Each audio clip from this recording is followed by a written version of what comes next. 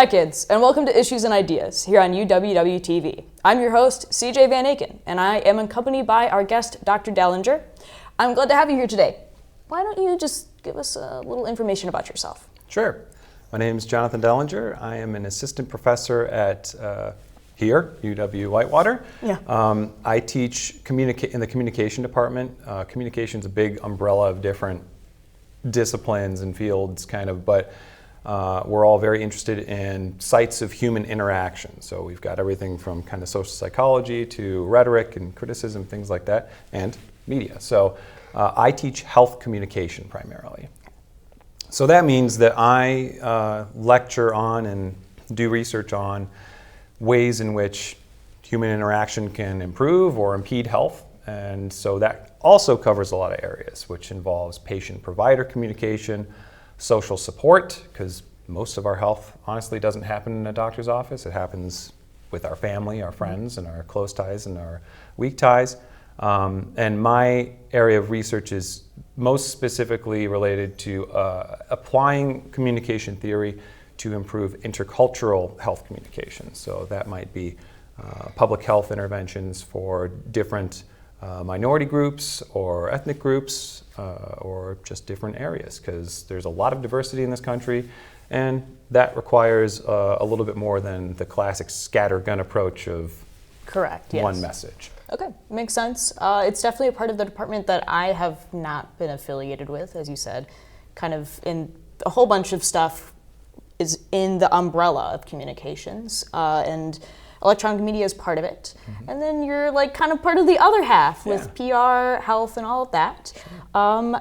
It's so interesting that you talk about kind of like corporate health as how it relates to patient and healthcare provider support. I have recently had to have surgery for some stuff, and I had issues because of healthcare. Mm-hmm. And with most recent issues dealing with, an assassination of a CEO. Yeah. What would you like to say about the overall, healthcare ideology of America at the moment? Well, that is a broad question. I know. That's a can of worms, right?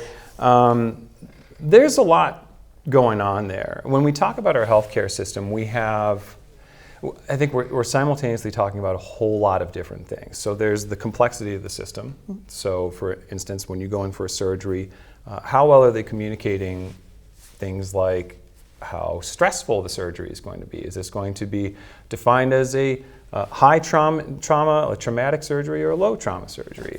That is going to, active communication with you, the patient, and of course all the other things that go along with the surgery will depend on things like your age, your sex, maybe your insurance.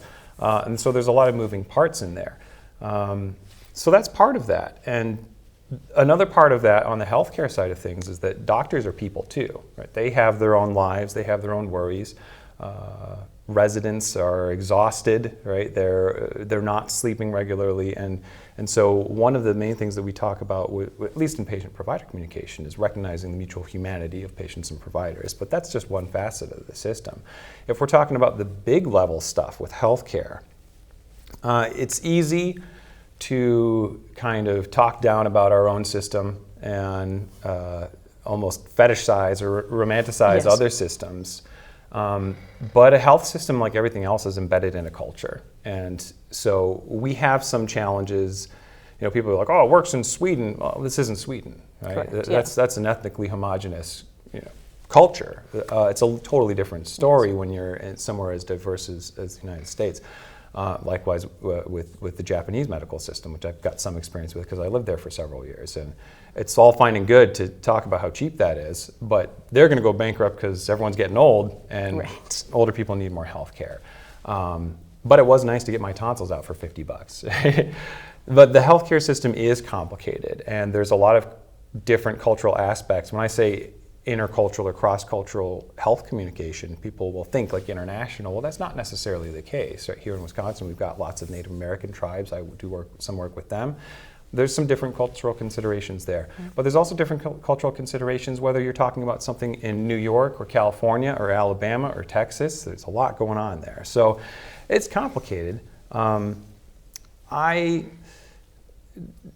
I can't tell if it's as dire as it seems, but one thing that we do learn from communication is that TV makes things seem worse. I definitely agree with that. I appreciate everything you've said. We're going to take a quick break, and when we come right back, we're going to talk a little bit more about what we can do here on campus with students and such. So we'll be right back.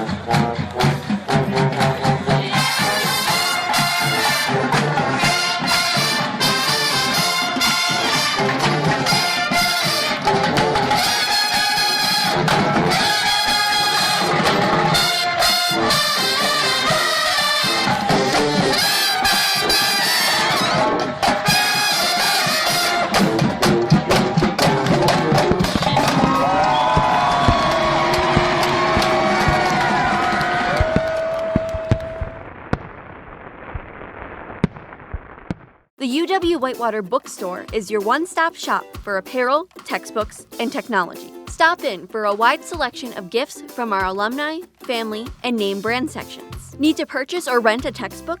Head downstairs to Textbook Services. Check out our new custom shop and create personalized apparel for your organization. Need a charger, laptop, or headphones? Our new technology section has everything you might need.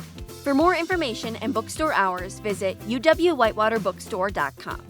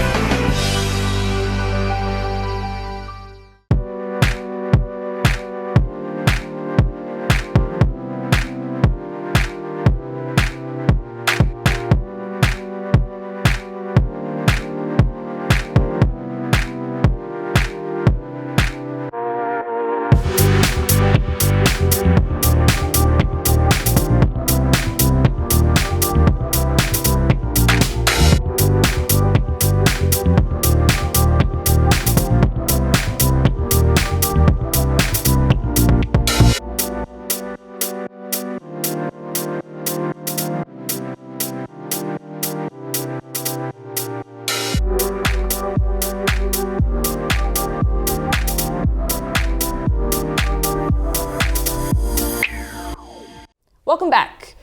We're so happy to have you here still. So, I know we were a little broad in the beginning, talking about the whole country as a whole. However, what do you do here on campus, and what can students do to kind of become more socially and culturally aware of just basic health communication rights here on campus? Well, there's a lot of resources available on campus, so that's probably the first thing I should say.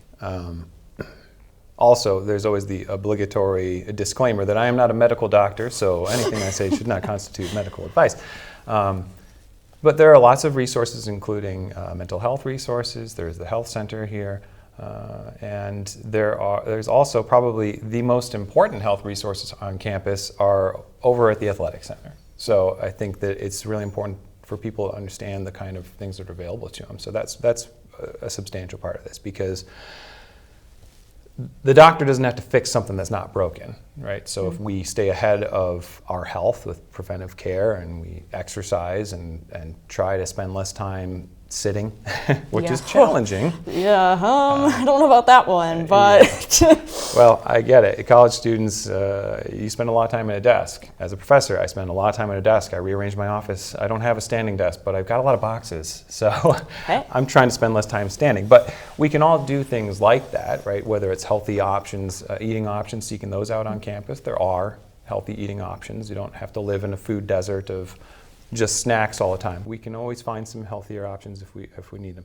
But ultimately, what I try to leave students with is that they are their own best advocate for their own health. We have to take responsibility for our own health in a lot of different ways, but when it comes to something like the patient-provider side of things, so I could talk about this from all those different angles again, right? So if we talk about from the patient-provider, the provider can't help you if you don't tell them what's wrong, right? We have issues of like the classic doorknob disclosure. If someone goes to the office and they're embarrassed about something and they forget about it or don't want to talk about it until the doctor's got their hand on the doorknob, well, that's a problem, especially since doctors get on average like 7 minutes per appointment.